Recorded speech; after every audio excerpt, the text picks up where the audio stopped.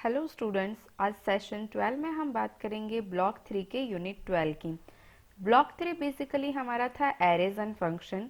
Mostly हमने सारे topics देख लिए। आज हम देखेंगे मोर अबाउट फंक्शंस जो बेसिकली बेस्ड है यूनिट 12, जिसमें हम देखेंगे introduction, handling of non integer functions, nesting of function के अंदर फंक्शन कैसे लिखा जाता है, recursion, function with array and scope and lifetime of a variable in a function, and at the last ANSYS C functions।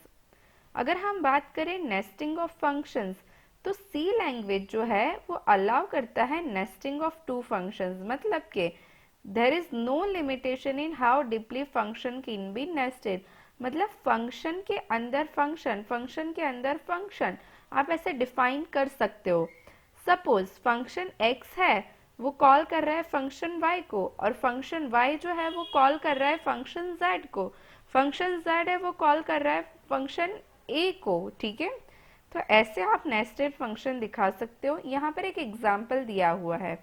सबसे पहले यहाँ पर क्या लिया हुआ है, इंटीजर सम 4 करके क्या लिया है, 4 आर्ग्यूमेंट पास की है और एक फंक्शन बनाया है जिसका रिटर्न टाइप इंटीजर है और चारों आर्ग्यूमेंट्स इंटीजर है।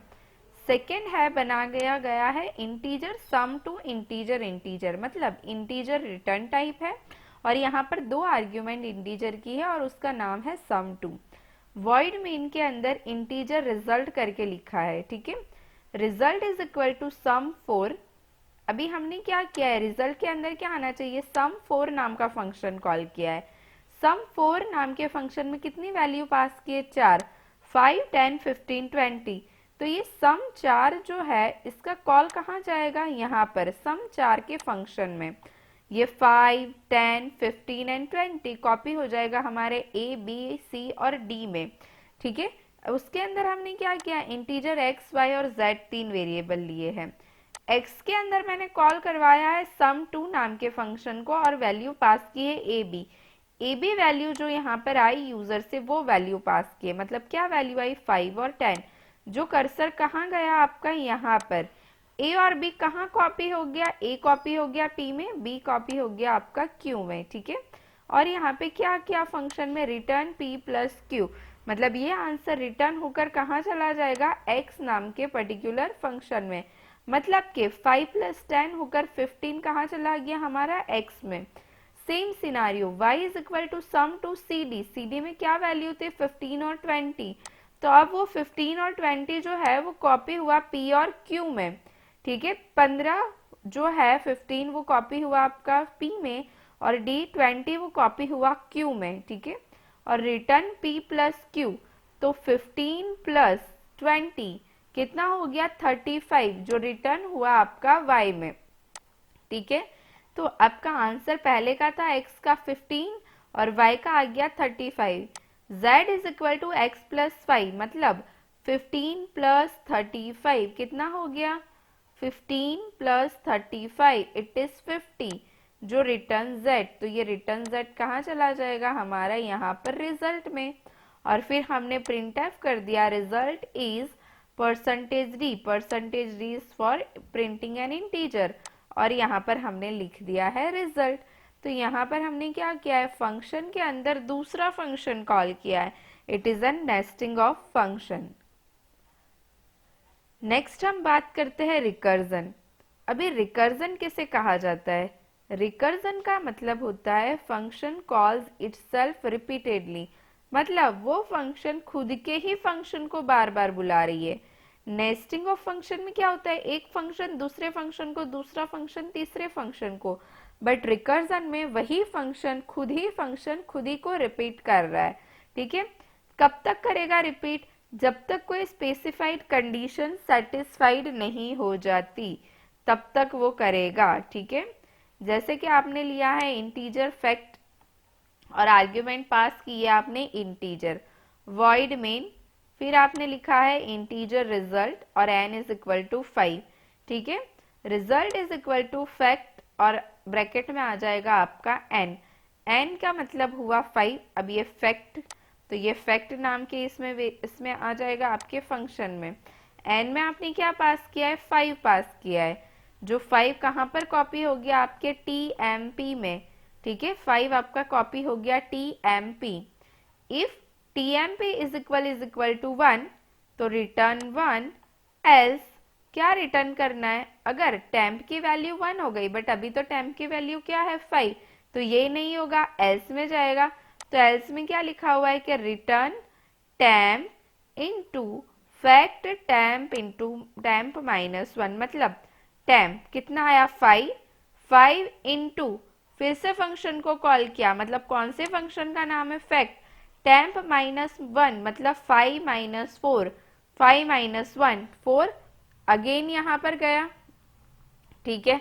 वो आंसर क्या था आपका 4, पहले 5 था, 5 इंटू 4 कितना हो गया 20, 20 और यहाँ पे TMP या 4 आया था जो हो गया 3, ठीक है।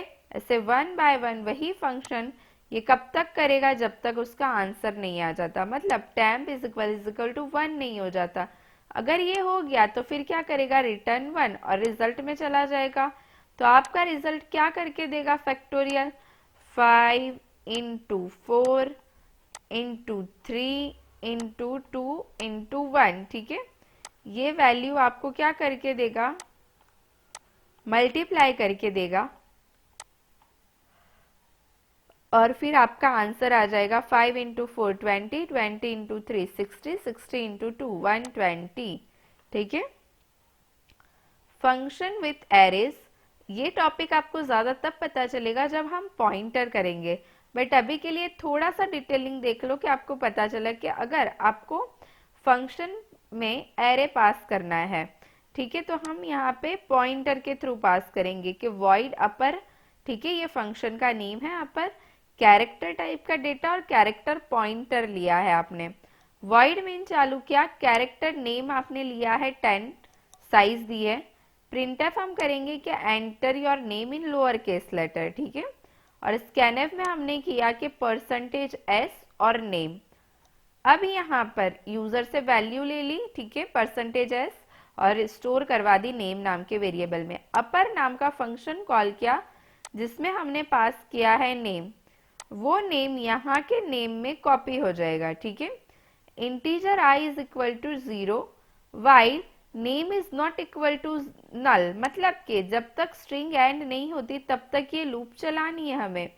और name of i is equal to name of i minus 32। अब ऐसा करने का क्या रीजन है, तो आपके कैरेक्टर और इंटीजर में आस्क की वैल्यूज होती है, कैपिटल A से लेकर कैपिटल Z तक आस्क की वैल्यू आपकी होती है 65, ठीक है, 65 से 90, और स्मॉल a टू z की आपकी लेंथ होती है पर्टिकुलर 97 से 122 अराउंड, 120 या 122 अराउंड, ठीक है, स्मॉल a टू z की। तो हमने लोअर केस में डाले हैं, मतलब इसकी तो स्टार्टिंग होती है 97 से, और कैपिटल ए की मतलब यहाँ के जो होते हैं वहां की स्टार्टिंग होती है 65 से। तो हर एक कैरेक्टर में 32 का डिफरेंस है, ठीक है, हर एक कैरेक्टर्स में 32 कैरेक्टर्स का सिंबल है। तो हम क्या करेंगे कि name of i is equal to name of i minus 32, जैसे अगर यूजर ने डाला है n a, ठीक है, तो हम ऐसा करेंगे कि n स्मॉल में डाला है, तो n की जो आस्क की वैल्यू हुई वो उसमें चेंज होगी आपकी 32 माइनस हो जाएगी, n की जो भी आस्क की वैल्यू हुई।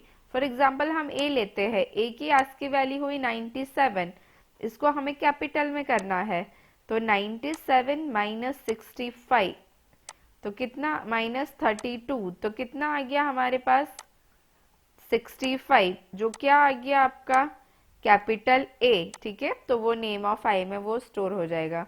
और ऐसे i प्लस प्लस मतलब दूसरा कैरेक्टर, तीसरा character, next.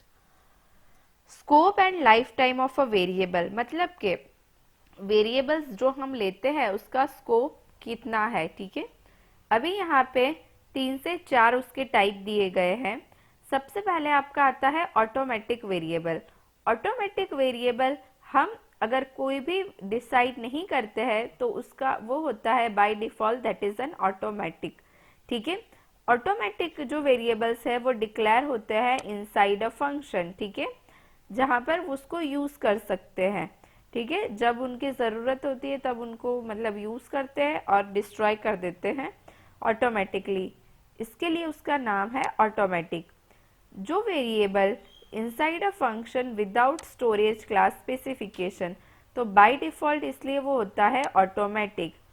Automatic variables can also be defined within a set of braces known as the blocks। मतलब जो curly brackets के अंदर हम लिखते हैं उन्हें blocks बोलते हैं, तो उसके अंदर हम define करेंगे तो इसका मतलब हो गया वो automatic variable है।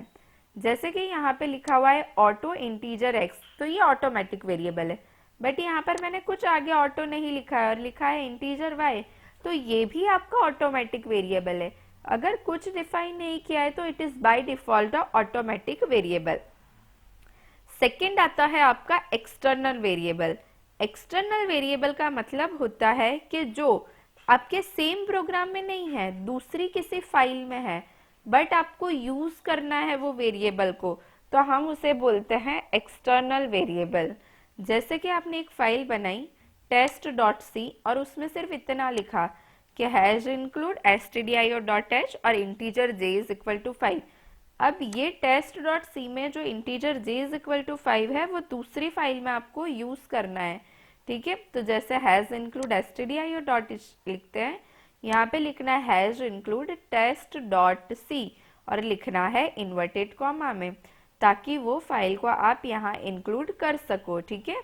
हमने अगर वो सेम ही डायरेक्टरी में है, मतलब सेम फोल्डर में है test.c, तो हमें पाथ देने की ज़रूरत नहीं है, बट अगर वो सेम डायरेक्टरी में नहीं है तो हमें पूरा पाथ देना पड़ेगा। वॉइड मेन हमने स्टार्ट किया, हमें वहां से j वेरिएबल यूज करना है, तो हम क्या करेंगे एक्सटर्न इंटीजर j, तो इसलिए हमें वहां से वैल्यू मिल जाएगी j की 5। और बाकी तो हमने integer i is equal to 1, i less than j, मतलब कि i कहाँ तक चलेगा हमारा 5 तक, 1 2 3 4 and 5 and i plus plus, और हमने प्रिंट कर दिया हेलो, तो 5 टाइम्स हेलो प्रिंट होगा। स्टैटिक वेरिएबल, स्टैटिक वेरिएबल का मतलब होता है वो आइदर इंटरनल हो सकता है या एक्सटर्नल, मतलब कि अगर वो फंक्शन के अंदर डिफाइन है तो इसका मतलब हुआ वो स्टैटिक लोकल है, और फंक्शन के बाहर डिफाइन हुआ तो वो ग्लोबल स्टैटिक वेरिएबल है, ठीक है। जैसे यहाँ पे एग्जांपल दिया हुआ है इंटीजर i, ठीक है, for i is equal to 1, i less than is equal to 5, i plus plus, और ये प्रिंट नाम का फंक्शन कॉल किया। तो प्रिंट नाम के फंक्शन में गए, void print integer static m is equal to 1, printf percentage d m और m प्लस प्लस, ठीक है। तो ये फंक्शन को 5 बार हम कॉल करेंगे, तो इसी तरह m की वैल्यू हर बार प्रिंट कॉल होगा। अगर हम स्टैटिक नहीं लिखते तो m की वैल्यू हर बार 1 से इनिशियलाइज होती, बट अगर हमने स्टैटिक लिखा है इसका मतलब वो वैल्यू चेंज नहीं होगी, हर बार 1 2 3 4 एंड 5 ऐसे वैल्यू मिलेगी। मतलब ये प्रिंट फंक्शन से भी आपको वैल्यू क्या मिलेगी, जब हम 5 टाइम्स फंक्शन कॉल होगा तो 1 2 3 4 एंड 5।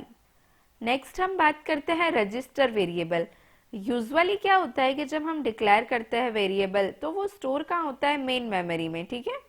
आपका स्टोर हुआ वो मतलब रैम में आपका रहा। जब हम रजिस्टर में इसको यूज करते हैं then it will be created in the special memory, और वो फास्ट होती है, ठीक है। तो आपको जब भी ऐसा कुछ चाहिए कि फास्ट सारा वर्क हो, ठीक है, स्पीड अप करने के लिए हम कीवर्ड लगाते हैं register, that is a keyword is a register, integer is a keyword of declaring data type and x is your variable name। तो इस तरह से हमने 4 स्कोप देखे हैं। स्टोरेज क्लास भी इसको बोल सकते हैं, that is a automatic variable, external variable, the next one is a static variable and last one is a register variable। last topic ANSYS tree function। अब यहाँ पे C ने कुछ फंक्शंस डिफाइन कर रखे हैं, सिर्फ हमें उसका यूज करना है। जैसे फर्स्ट वन है इज एल नम, मतलब वो चेक करेगा कि ये कैरेक्टर अल्फा न्यूमेरिक है या नहीं है। Is alpha, it will check given character is alphabet और not. is digit, given character is digit or not, is lower, it will check it is character is a lowercase letter or not, is upper, it will check it is an uppercase letter or not, ठीक है. is space, it will check character has a white space or not. to upper, अभी is था मतलब वो check करता था और return करता था ट्रू फॉल्स में. अब है टू अपर और टू लोअर मतलब converts lower case to upper case and converts upper case to lower case. ठीक है, एक्सरसाइज देखते हैं. The process of function calling itself is called, function वही फंक्शन को कॉल करे तो क्या कहते हैं. If one function call second, second function call third, तो वो किसका एग्जाम्पल हुआ. If we have a declare a variable integer x in the main function, फिर तो वो x जो है वो कौन से टाइप का हुआ. To access the variable declare and initialized in another file, हमें एक्सेस करना है वेरिएबल जो अलग किसी फाइल में है, तो हमें कौन सा टाइप का वेरिएबल चाहिए. To check whether the value in a character variable is from 0 to 9, हमें चेक करना है कि कैरेक्टर मतलब जो वेरिएबल है जो लिया है वो 0 से 9 है या नहीं है. To check whether the value in character variable is alphabet और नॉट, ठीक है, वो चेक करना है कि अल्फाबेट है या नहीं है. देखते हैं कितने आंसर सही गए आपके. First one it is an recursion, second nesting of function, third one it is an auto, fourth one it is an extern, fifth one it is an digit, sixth one it is an alpha. ठीक है, this all are the answers. Thank you so much students.